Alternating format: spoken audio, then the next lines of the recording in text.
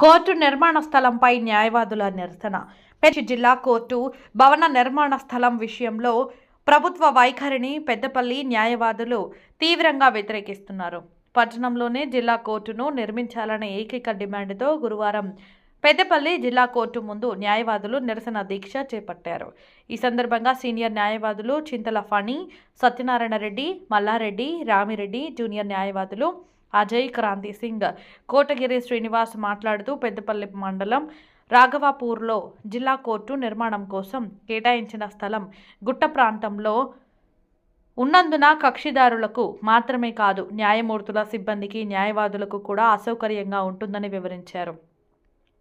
ఆ ప్రాంతంలో విపరీతంగా అడవి జంతువులు ఉంటాయని, రక్షణ పరంగా ఏమాత్రం సరికాదని ఆందోళన వ్యక్తం చేశారు.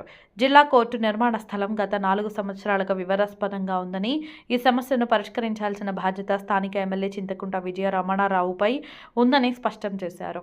న్యాయవాదుల అభిష్టానికి వ్యతిరేకంగా పెద్దపల్లి మండలం రాఘవాపూర్లో స్థలం కేటాయించడాన్ని తీవ్రంగా వ్యతిరేకిస్తున్నామని, పెద్దపల్లిలో కావలసినంత ప్రభుత్వ స్థలం అందుబాటులో ఉందని, అక్కడే కోర్టు నిర్మాణం జరగాలని డిమాండ్ చేశారు. తాము చేస్తున్న పోరాటం న్యాయవాదుల స్వార్థం గురించి కాదని, న్యాయం కోసం వచ్చే కక్షిదారులను దృష్టిలో పెట్టుకుని చేస్తున్నామని స్పష్టం చేశారు. కోర్టు నిర్మాణ స్థలం గత 4 సంవత్సరాల నుంచి వివాదాస్పదంగానే ఉంది.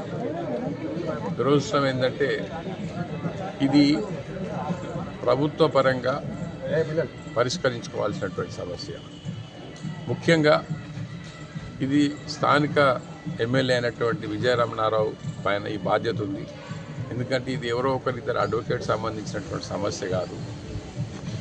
ఖచ్చితంగా కోర్టు నిర్మాణం అనేది అడ్వకేట్సే కాకుండా లిటిగెంట్ పబ్లిక్, ఇది ఒకసారి కోర్టు కట్టినామంటే కనీసం ఒక 100 ఏళ్ళ వరకు కూడా ఉండే పరిస్థితి ఉంటుంది. కాబట్టి ఇట్లాంటి సమస్యను ఆయన చొరవ తీసుకొని పరిష్కరించాల్సిన బాధ్యత ఉంది. ఇప్పటికి కూడా తను ముందుకొచ్చి అసలు అడ్వకేట్స్ ఎందుకు రాఘవాపూర్ వద్దంటున్నారు, వారి యొక్క బాధ వాళ్ళు చెప్పేదాన్ని వినాలి.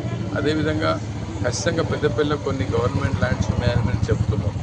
అందులో ఇవ్వకపోయేటందుకు కారణాలు కూడా వివరించాల్సిన బాధ్యత ఆయన పైన.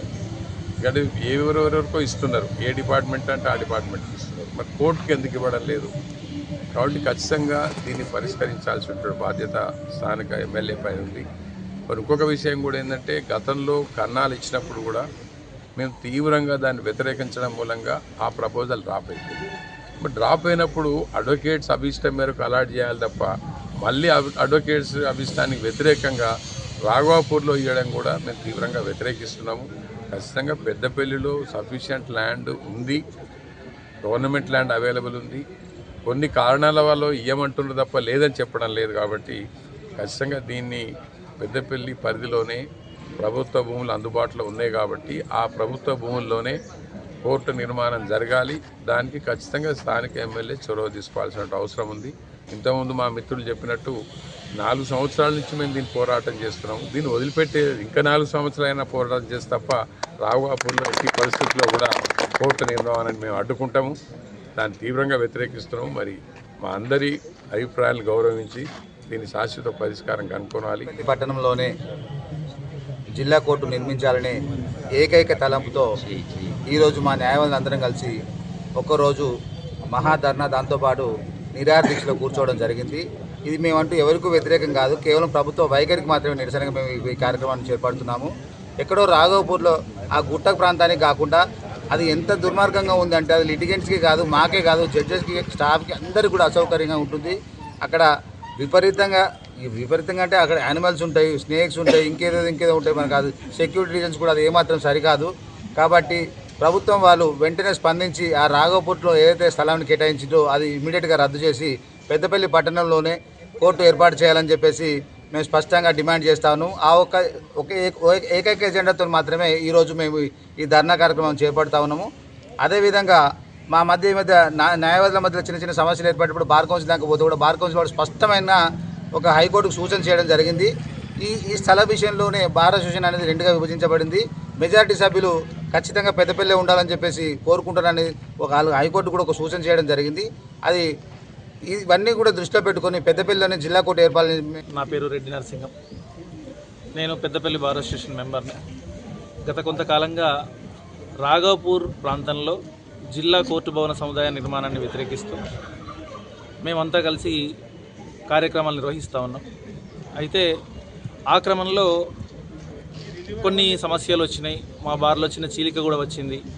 ఆ చీలిక కూడా కేవలం రాఘవపూర్లో ఏర్పాటు చేయదలిచినటువంటి కోర్టును వ్యతిరేకించడమే తప్ప ఇంకా వేరే ఏ కారణము కాదు.